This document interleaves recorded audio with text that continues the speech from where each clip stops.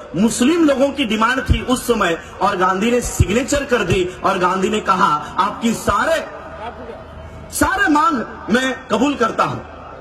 मुस्लिम delegation ने सोचा गांधी ये जाति से बनिया है, हमको अगर कुछ दे रहा है तो कुछ मांगेगा जरूर। इसलिए मुस्लिम लोगों ने पूछा कि इसके बदले में आपको क्या चाहिए।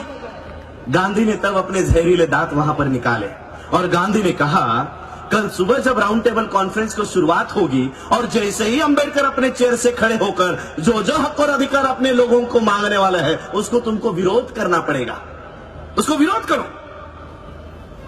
क्या किया पता है मुस्लिम भाइयों ने?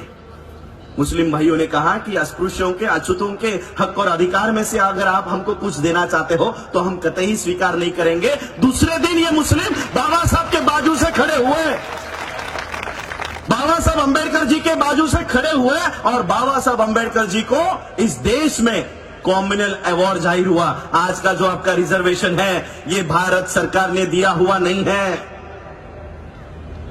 आज आपकी जो पॉलिटिकल रिजर्वेशन है ये भारत सरकार ने दिया हुआ नहीं है। आज आपके जो वोट देने का अधिकार है ये भारत सरकार ने दिए हुए नहीं है, ये बाबा साहब ने राउंड टेबल कॉन्फ्रेंस से लाए हुए अधिकार है, राउंड टेबल कॉन्फ्रेंस में लाए। और तीसरा उदाहरण देता हूं क्यों बुलाया मुस्लिम को।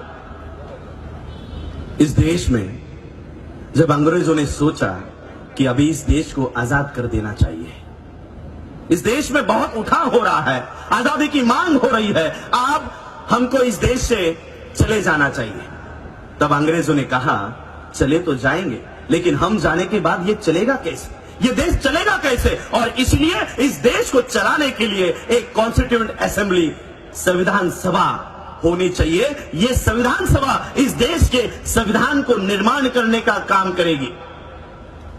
अंग्रेजों ने कॉन्स्टिट्यूएंट असेंबली का गठन किया, 398 मेंबर्स। आपको लगता है बाबा साहब अंबेडकर एक अकेले इस संविधान सभा में थे? मैं आपको बताता हूं कैसे बाबा साहब अंबेडकर जी इस संविधान सभा में गए। इसी मुंबई से, जहां पर मुंबई में हम बैठे हैं, इसी मुंबई से बाबा साहब अंबेडकर जी ने इस संविधान सभा में जाने के लिए प्रयास किए। गांधी और नेहरू ने आके कहा कि बाबा साहब हमको पता है आप इस संविधान सभा में जाना चाहते हो, लेकिन इस संविधान सभा के दरवाजे ही नहीं खिड़कियां भी हमने आपके लिए बंद रखी है, आपको इस संविधान सभा में आने ही नहीं देंगे, आने ही नहीं देंगे। बाबा साहब अंबेडकर जी की कोई भी किताब उठाओ, बाबा साहब ने लिखी हुई राइटिंग एंड स्पीचेस उठाओ, उसमें बाबा साहब अंबेडकर एक बात के लिए जोर देते हैं और वो है ये है कि हमारे लिए सेफ गार्ड्स निर्माण होनी चाहिए, हमारा सुरक्षा कवच होना चाहिए। और ये सुरक्षा कवच संविधान सभा में जाने के बाद ही बन सकता था, लेकिन इस संविधान सभा में बाबा साहब को आने के लिए मनाही कर दी गई थी। तब तो बाबा साहब की ये बेचैनी जोगेंद्र नाथ मंडल इन्होंने देखी। जोगेंद्र नाथ मंडल इन्होंने देखा कि बाबा साहब इस संविधान सभा में आना चाहते हैं, लेकिन ये लोग बाबा साहब को संविधान सभा में आने नहीं दे रहे। बाबा साहब अंबेडकर जी मुंबई के, महाराष्ट्र के, उनको पश्चिम बंगाल में लेकर जाया गया और पश्चिम बंगाल से इस देश के मुसलमानों ने बाबा साहब को संविधान सभा में भेजा।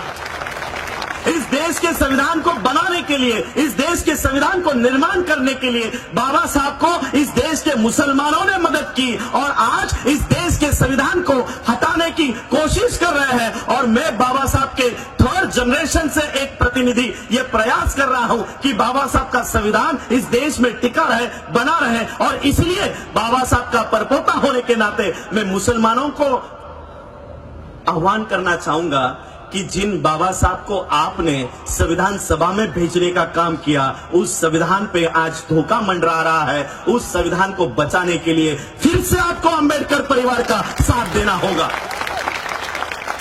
फिर से आपको साथ देना होगा। 1 जनवरी का यहां पर खास मेरे पुलिस भाई बैठे हैं, मैं उनको भी सलाम करना चाहूंगा। हमको इंस्ट्रक्शंस है, 1 जानेवारीच्या बद्दल काही बोलायचं नाही।